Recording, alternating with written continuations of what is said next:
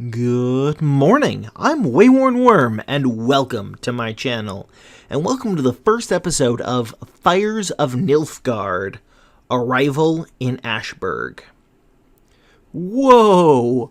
Gwenifer called out as she brought her mule to a halt. The small town of Ashburg lay before her. This town was her target.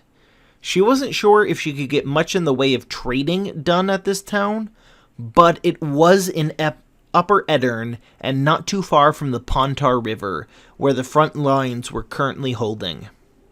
Her hope was that her small group could cross the Pontar and slip through a badly covered area of the lines, and she could start trading in the northern kingdoms. Although the coins in her pocket would probably not be welcomed in the northern kingdoms, given that they were at war with those who minted the coins. She wasn't fully set on that plan, though. It depended on how well the trading was at these new border towns. Adalbert walked up to her cart in his full plate mail armor. It's been a long time since I was last in Ashberg. But there should still be a tavern called the Whitehead Tavern that we could put up for the night. Gwenifer nodded. It sounds like a plan, at least for tonight. Let's go. With that, she set her mule walking again, and the four other members of her group started walking alongside her. In case they hadn't known that the Nilfgaardian army had just been through the town, which they had, it became clear as day as soon as they reached the edge of town. The streets still smelled of blood and rotting corpses. There were a few people walking about, but no children playing in the streets as you would expect to see in a town like this. Reaching the Wolf's Head Tavern, Gwenifer turned her cart and her mule over to a stable boy who came out to guide it into the stables. Stepping into the tavern itself, the smell of blood quickly faded away, and the taste of copper as well.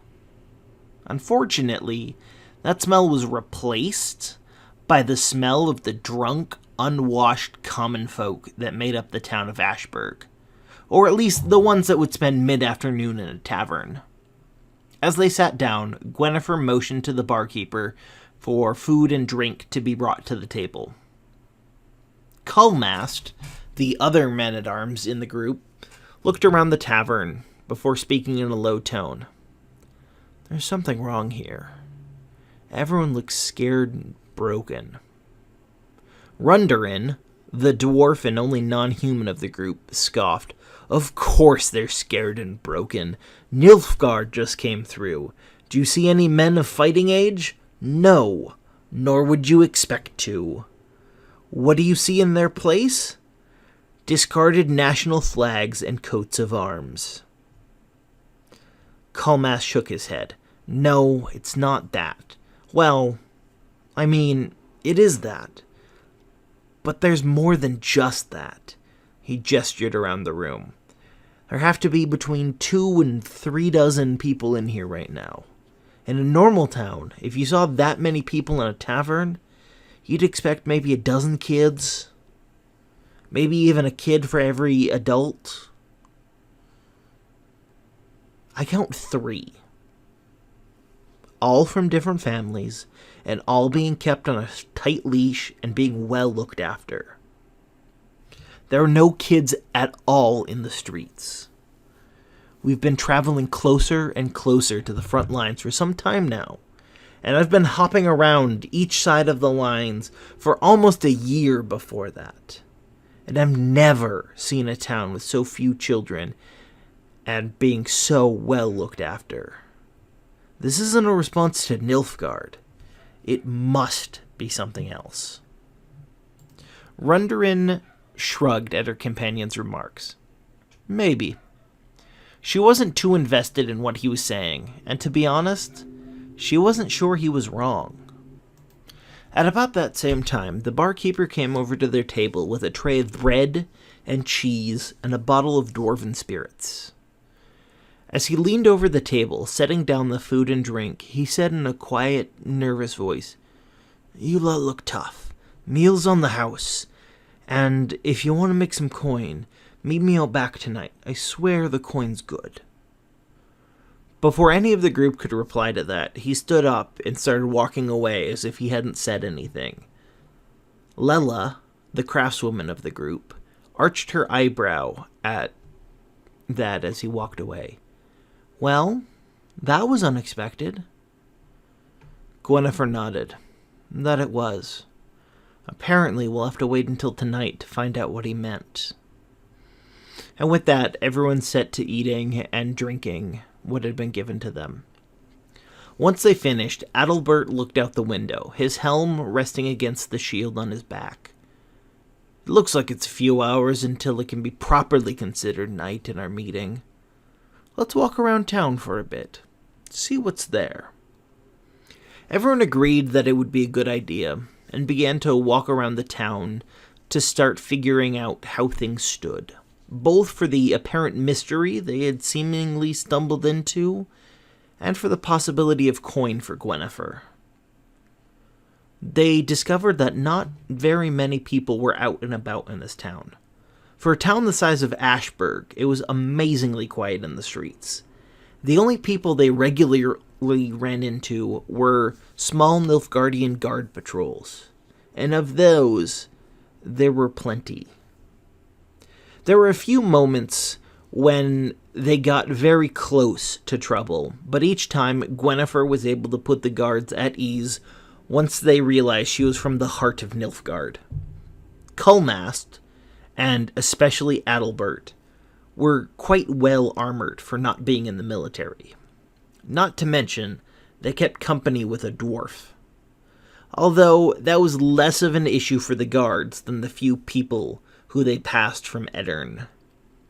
Eventually they made it back to the Wolf's Head Tavern as darkness was setting in, and they made their way around the back like they were instructed.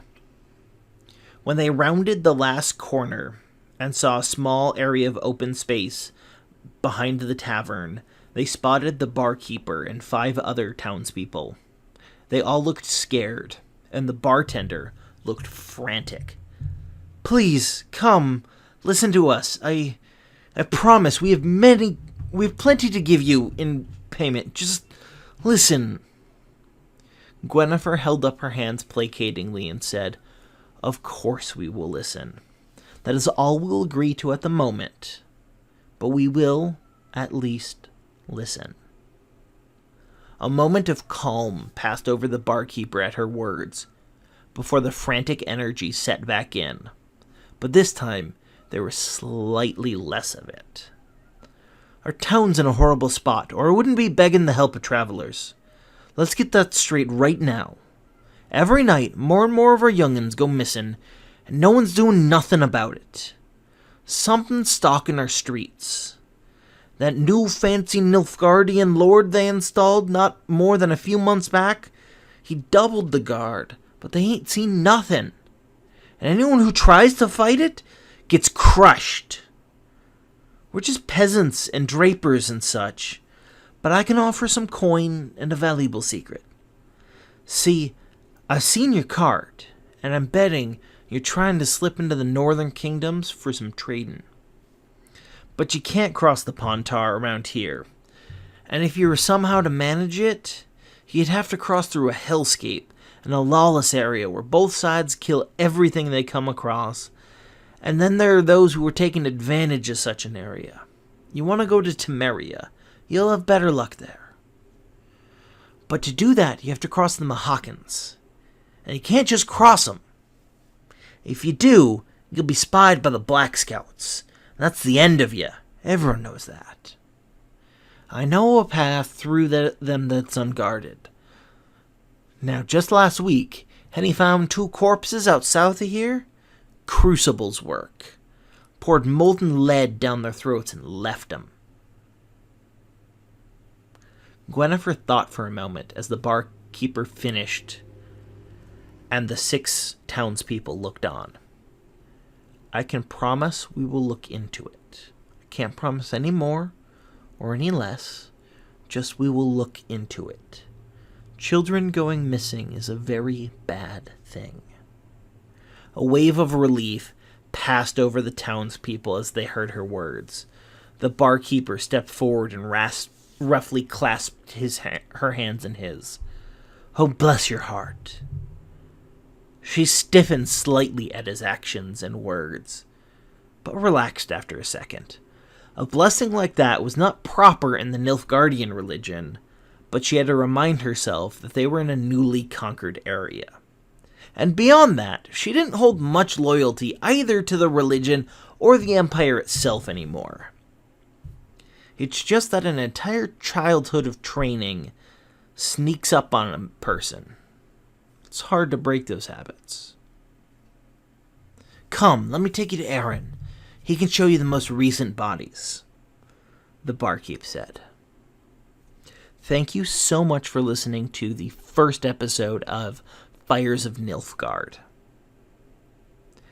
Tune in tomorrow as I have the first Friday show in several months, where I talk more about the inherent sexism and misogyny that is baked into the universe of The Witcher, and how this series is going to differ from that.